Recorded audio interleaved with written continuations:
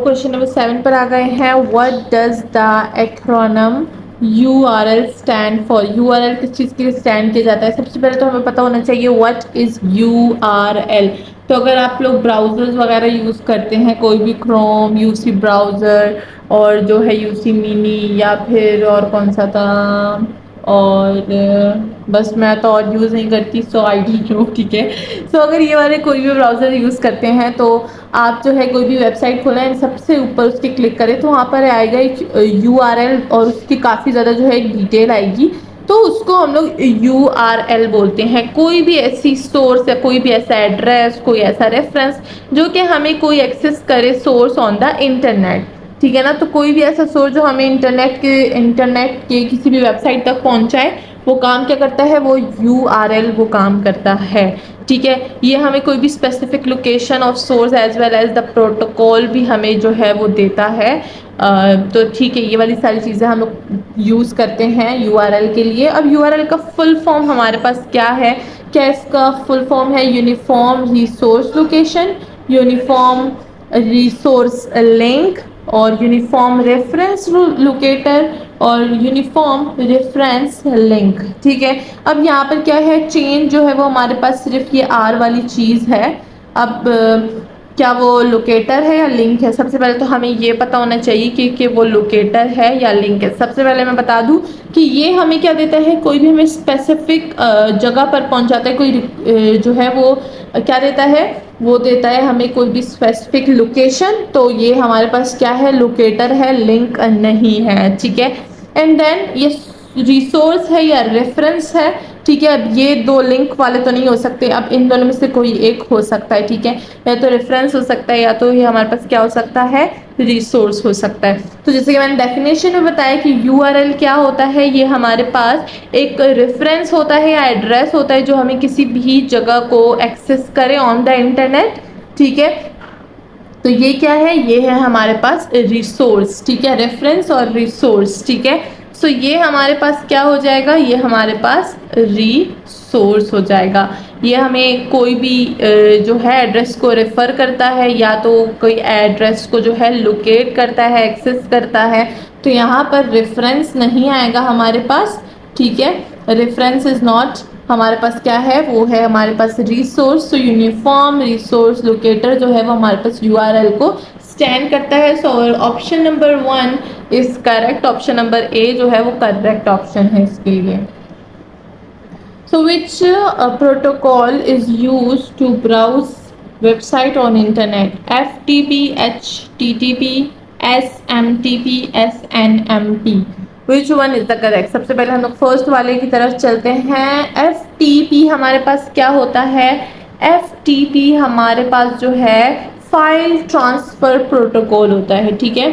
File transfer protocol, ठीक है। और ये क्या करता है? ये हमारे पास जो है ट्रांसफर करता है फाइल्स बिटवीन क्लाइंट और सर्वर ओवर अ नेटवर्क, ठीक है। सो ये हमारे पास क्या है? क्लाइंट और सर्वर के दरमियान जो फाइल ट्रांसफर होती है, FTP का मतलब वो होता है, ठीक है। File transfer protocol. Now HTTP का मतलब क्या है? इसका मतलब है हाई परटेक्स्ट ट्रांसफर प्रोटोकॉल, ठीक है। प्रोटोकॉल। और ये क्या करता है? ये जो है ये प्रोटोकॉल यूज होता है to browse website on internet, ठीक है। एंड नाउ जो कि हमें चाहिए, यहाँ पर इन्होंने क्या बोला है? To browse website on internet. So B is the correct one. Now और भी ऑप्शंस को जो है डिस्कस करेंगे। SMTP का मतलब क्या है? इसका मतलब है सिंपल, इसका मतलब है सिंपल मेल ट्रांसफर प्रोटोकॉल, ठीक है।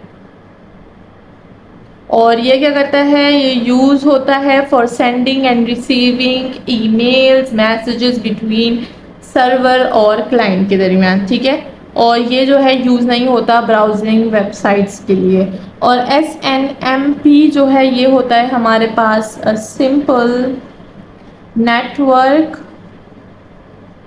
मैनेजमेंट प्रोटोकॉल, ठीक है। और ये क्या करता है, ये जो है मैनेजिंग करता है और मॉनिटरिंग करता है नेटवर्क डिवाइसेस को, लाइक रोटर और जो है स्विचेस और सर्वर वगैरह, ठीक है ना। और ये भी जो है ब्राउज़र्स को जो है ब्राउज़र्स को वेबसाइट और internet.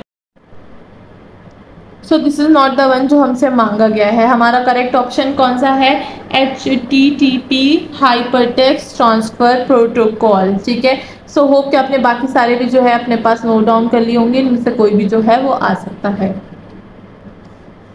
So which of the following is an operating system, which of the following is an operating system. अब यहाँ पर जो है हमें क्वेश्चन दिया गया है कि यहाँ इसमें से कौन सा जो है ऑपरेटिंग सिस्टम है, मतलब कौन सा ऐसा जो है यहाँ पर एप्लीकेशन है जो कि सिस्टम को ऑपरेट करता है। वन इज माइक्रोसॉफ्ट वर्ड और गूगल क्रोम, विंडो 10 और फोटोशॉप। तो सबसे पहले अगर हम लोग माइक्रो वर्ड की बात करें तो ये हमारे पास एक जो है एप्लीकेशन है सॉफ्टवेयर की, ठीक है, जो कि हमारे पास क्या करता है, वो डॉक्यूमेंट को क्रिएट करता है, एडिटिंग कर सकते हैं हम इसमें, फॉर्मेटिंग टेक्स्ट डॉक्यूमेंट वगैरह, ये सारे काम जो होते हैं वो MS वर्ड के काम होते हैं। हम इसको MS वर्ड भी कहते हैं, MS ऑफिस का। और MS ऑफिस जो है वो एक पूरा का पूरा हमारे पास एप्लीकेशन आती है, एक सॉफ्टवेयर है जो कि हम लोग उसके अंदर काफ़ी ज़्यादा चीज़ें होती हैं, जैसे MS वर्ड, PPT, स्लाइड वगैरह, ये सारी चीज़ें जो होती हैं MS ऑफिस में होती हैं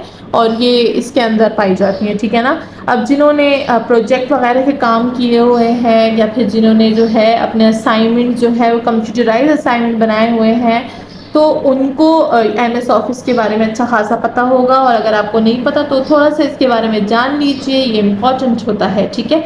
नाउ गूगल क्रोम जो हम लोग इंटरनेट वेबसाइट वगैरह के लिए यूज़ करते हैं, ठीक है, गूगल क्रोम वगैरह। एंड देन विंडो 10 की अगर हम लोग बात करें तो ये हमारे पास क्या है, ये हमारे पास एक ऑपरेटिंग सिस्टम है जो कि जो है हमारे पास माइक्रोसॉफ्ट होता है, ठीक है ना। और ये जो है मैनेज करता है कंप्यूटर के हार्ड ड्राइव को, रन करता है एप्लीकेशंस को, प्रोवाइड करता है यूज़र इंटरफेस वगैरह, ठीक है। सो ये हमारे पास क्या है, ये हमारे पास ऑपरेटिंग सिस्टम है, ठीक है। तो ऑपरेटिंग सिस्टम को मैं OS बोल दूंगी। ऑपरेटिंग सिस्टम करता है जो कि मैनेज करता है कंप्यूटर की क्या, कंप्यूटर के हार्ड ड्राइव को, हार्डवेयर को, और जो है उसके एप्लीकेशंस को रन करता है, ठीक है, और प्रोवाइड करता है यूज़र इंटरफेस वगैरह, ठीक है। सो आप अपने पास नोट डाउन कर लीजिए। देन फोटोशॉप हमारे पास क्या होता है, हमें ये भी पता होना चाहिए। तो फोटोशॉप एक एप्लीकेशन सॉफ्टवेयर है जो कि ग्राफिक्स एडिटिंग करता है, ठीक है ना, और क्रिएट करते हैं हम लोग इसमें मल्टीपल डिजिटल इमेजेस वगैरह। तो फोटोशॉप इसको बोलते हैं। जैसे हम लोग अक्सर लोग जो होते हैं अपनी पिक्चर्स को एडिट करते हैं ना, तो मोबाइल में तो काफ़ी ज़्यादा इजी हो जाता है, लेकिन कंप्यूटर में अगर उसको हम एक अच्छे तरीके से करें तो वो बिल्कुल जो है वो रियल लगती है, ठीक है ना। फोटोशॉप जो चीज़ें होती हैं वो बिल्कुल उसी से हम लोग जो है एप्लीकेशन से रन करते हैं, ठीक है। So these are the things. इसमें हमारे पास जो है ऑपरेटिंग सिस्टम मांगा गया था, यानी ऑप्शन C जो है वो करेक्ट ऑप्शन है हमारे पास। और इसी के साथ क्वेश्चन नंबर 9 हमने कंप्यूटर जो है सेक्शन का कर लिया है। Now last question is your task. So this is our last question but not least, because ये लेवल फर्स्ट है हमारे पास of our free series for ETEA, MDCAT, NTS, NUST और नीट, ECAT वगैरह एग्जाम्स के लिए। So the question is, what is the main function of an operating system? Is that to manage a computer hardware or to run application program or to provide a user interface or all of them, all of the above, ठीक है। So you have to write the correct option in below comment section. Let's see कि कौन जो है वो correct option देगा, कौन जो है वो अपने दिमाग खोल कर मेरे lectures को सुन रहा है, क्योंकि इससे पहले जो मैंने operating system का क्वेश्चन करवाया था उसमें मैंने ये सारी चीज़ें बता दी थी, ठीक है। तो लेट्स सी किस किसने गौर से सुना है, उसको आंसर जो है करेक्ट पता होगा। इसी के साथ हमारी सीरीज़ का फर्स्ट लेवल कंप्लीट होता है विद द कंप्यूटर सेक्शन। हमने किए physics section, then math section, then English section, then computer and chemistry section. इसी के साथ हमारी सीरीज़ का फर्स्ट लेवल ख़त्म होता है। होप कि सबको मज़ा आया होगा, सबने काफ़ी न्यू न्यू चीज़ें सीखी होंगी। नेक्स्ट लेवल में मिलेंगे with the hard level questions, तो तैयार रहिए नेक्स्ट लेवल के लिए। अपने जो है नोटबुक्स को भर लीजिए पहले से, और न्यू नोटबुक जो है वो ख़रीद लीजिए, अच्छे खासे पेन अपने पास रख लीजिए, बिकॉज हमारा काम अभी और भी बहुत बाकी है। सो अगर आप कोई भी एंट्री टेस्ट दे रहे हैं फॉर इंजीनियरिंग, एमटीकेट, नर्स्ट और साथ में एनटीएस, ईटा और जो है नीट और ई कैट का कोई भी एंट्री टेस्ट आप दे रहे हैं, कोई भी कॉम्पिटिटिव एग्ज़ाम दे रहे हैं, तो ये जो सीरीज़ है ये बिल्कुल आपके लिए है। And this is the free series on YouTube on Bushra's coaching, let not math be a mystery. और इसी के साथ आज की वीडियो को करते हैं एंड अपना बहुत ही ज़्यादा ख्याल रखिएगा, बिकॉज गर्मियाँ बहुत ही ज़्यादा चल रही हैं और एग्ज़ाम्स की अच्छी प्रिपरेशन कीजिएगा। Best of luck for your futures. अपनी दुआओं और देखिए, पढ़ाई सिर्फ काफ़ी नहीं होती, दुआएं भी बहुत ज़्यादा ज़रूरी होती हैं, तो ख़ुद भी अपने लिए दुआ कीजिए और औरों से भी जो है वो दुआ कीजिए। सिर्फ पढ़िए मत, अच्छे अच्छे काम कीजिए कि लोग आपको जो है वो दुआएं दें, ठीक है। और मुझे भी अपनी प्रीशियस दुआओं में ज़रूर याद रखिएगा। अल्लाह हाफिज़।